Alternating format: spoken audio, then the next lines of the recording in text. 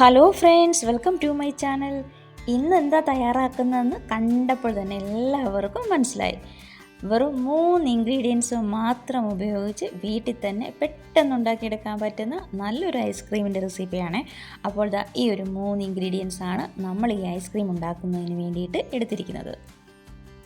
നല്ല മധുരമുള്ള 2 മാങ്ങയാണ് എടുത്തിരിക്കുന്നത്.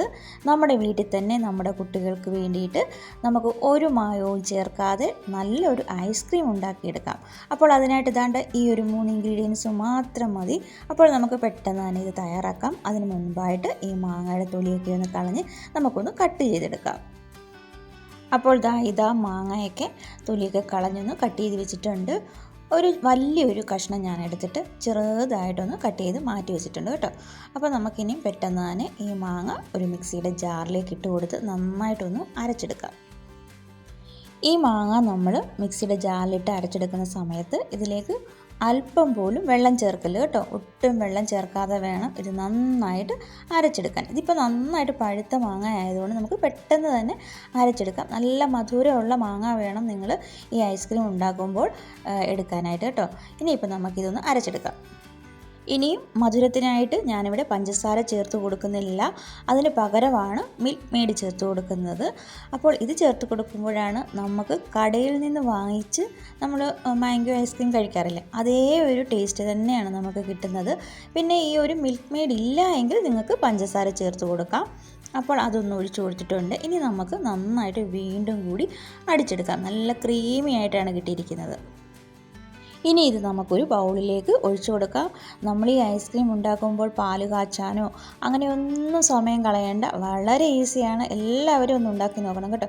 നല്ല ടേസ്റ്റുമാണ്. കുട്ടികൾക്കും മുതിർന്നവർക്കും ഒക്കെ ഒരുപോലെ ഇഷ്ടപ്പെടുന്നതാണ്.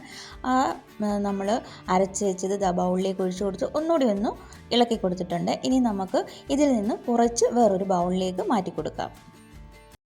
എന്തിനാണ് ഇങ്ങനെ ചെയ്യുന്നത് എന്ന് നിങ്ങൾക്ക് തോന്നും അല്ലേ? അപ്പോൾ നമ്മൾ ഈ കടയിൽ നിന്നൊക്കെ വാങ്ങിക്കുന്ന ഐസ്ക്രീമിൻ്റെ ഉള്ളിലായിട്ട് ഒരല്പം ഡാർക്ക് യെല്ലോയും ലൈറ്റ് യെല്ലോയുമായിട്ടൊക്കെ അല്ലേ കിട്ടുന്നത്.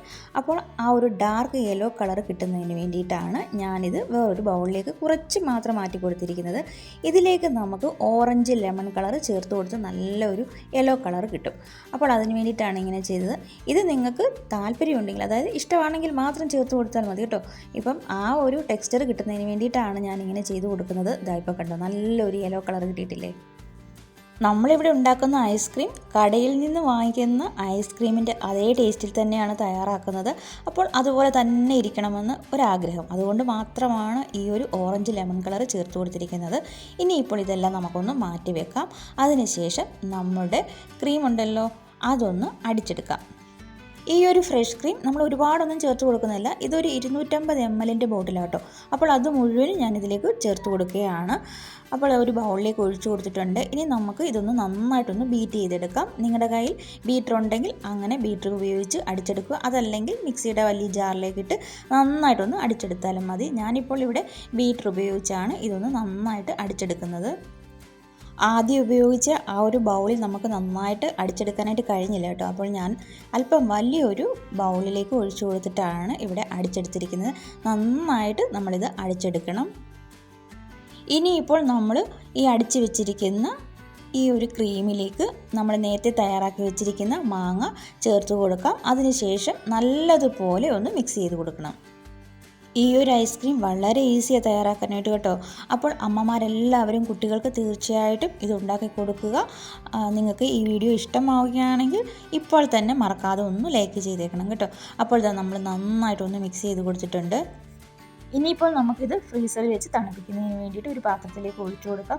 നമ്മൾ സാധാരണ ഐസ്ക്രീമൊക്കെ ഉണ്ടാക്കുമ്പോൾ ഒരുപാട് സമയം എടുക്കും. കാര്യം പാല് കാച്ചണം, അത് പിന്നെ നന്നായിട്ട് തണുക്കണം, അതിലേക്ക് എസൻസ് മുട്ടയൊക്കെ ചേർത്തല്ലേ തയ്യാറാക്കുന്നത്, ഒരുപാട് സമയം എടുക്കും.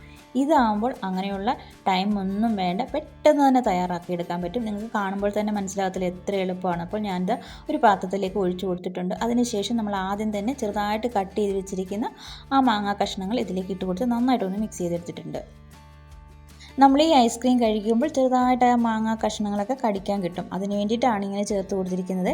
ഇനി നമുക്കിത് ഇതുകൂടി ഇതിൻ്റെ മുകളിലേക്ക് ഒഴിച്ചു കൊടുക്കാം. അപ്പോൾ അത് ഒഴിച്ചു കൊടുക്കുന്ന വീഡിയോ എൻ്റെ നിന്ന് മിസ്സായിപ്പോയിട്ടുണ്ട്. അപ്പോൾ അത് ഒഴിച്ചു കൊടുത്തിട്ട് ഇതുപോലെ ഒന്ന് ഇളക്കി കൊടുക്കണേ. അപ്പോഴാണ് നമ്മൾ ഈ ഐസ്ക്രീമൊക്കെ കഴിക്കാനായിട്ട് എടുക്കുന്ന സമയത്ത് നല്ല നൂല് പോലെ ഒരു റിബൺ കൺസിസ്റ്റൻസിയിൽ നമുക്കത് കിട്ടും. അപ്പോൾ നന്നായിട്ട് അതും കൂടി ചെറുതായിട്ടൊന്ന് മിക്സ് ചെയ്ത് കൊടുത്താൽ മതി. ഇതുപോലെ ഒരു ചെറിയ ഒരു സ്പൂണോ ഒക്കെ ഉപയോഗിച്ചിട്ട് ഒന്ന് മിക്സ് ചെയ്ത് കൊടുത്താൽ മതി. ഇതുപോലെ ഇരിക്കും കേട്ടോ. ഇങ്ങനെയാണ് ചെയ്യേണ്ടത്. ഇനി നമുക്കിതൊന്ന് അടച്ച് വെച്ച് ഒരു 8 മണിക്കൂർ ഫ്രീസറിൽ വെച്ച് നന്നായിട്ട് തണുപ്പിച്ചെടുക്കാം. ഇതിപ്പോൾ 8 മണിക്കൂറിന് ശേഷം എടുത്തിരിക്കുന്നതാണ്. കണ്ടോ, നല്ല ക്രീമി ആയിട്ട് നല്ല ടേസ്റ്റി ആയിട്ടുള്ള മാംഗോ ഐസ്ക്രീം നമ്മൾ വീട്ടിൽ തന്നെ തയ്യാറാക്കിയിട്ടുണ്ട്. നമ്മുടെ വീട്ടിലുള്ള ചെറിയൊരു തവി ഉപയോഗിച്ചാണ് ഞാനിത് എടുക്കുന്നത്. ഈ ഒരു ഐസ്ക്രീം നമ്മുടെ കുട്ടികൾക്ക് കൊടുക്കുകയാണെങ്കിൽ അവർ വീണ്ടും വീണ്ടും വാങ്ങിച്ച് കഴിച്ചോളും. പിന്നെ നമ്മൾ തന്നെ വീട്ടിൽ തന്നെ തയ്യാറാക്കിയത് കൊണ്ട് നമ്മളിതിലേക്ക് മായം ഒന്നും ചേർത്തിട്ടില്ല. ആ ഒരു സമാധാനത്തിൽ നമുക്ക് ധൈര്യമായിട്ട് കുട്ടികൾക്ക് കൊടുക്കാവുന്നതാണ്.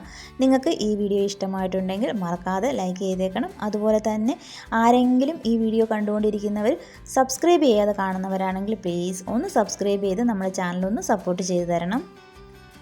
ഇപ്പോൾ ഇത് കണ്ടുകൊണ്ടിരിക്കുന്ന എല്ലാ അമ്മമാർക്കും ഇഷ്ടമായി കാണുമല്ലോ. നിങ്ങളുടെ അഭിപ്രായങ്ങളൊക്കെ കമൻറ്റ് ബോക്സിൽ മറക്കാതെ അറിയിക്കുക. ഇതുപോലെയുള്ള നല്ല റെസിപ്പികളുമായിട്ട് ഞാൻ പെട്ടെന്ന് തന്നെ വരുന്നതാണ്. അപ്പോൾ എല്ലാവർക്കും താങ്ക്സ് ഫോർ വാച്ചിങ്.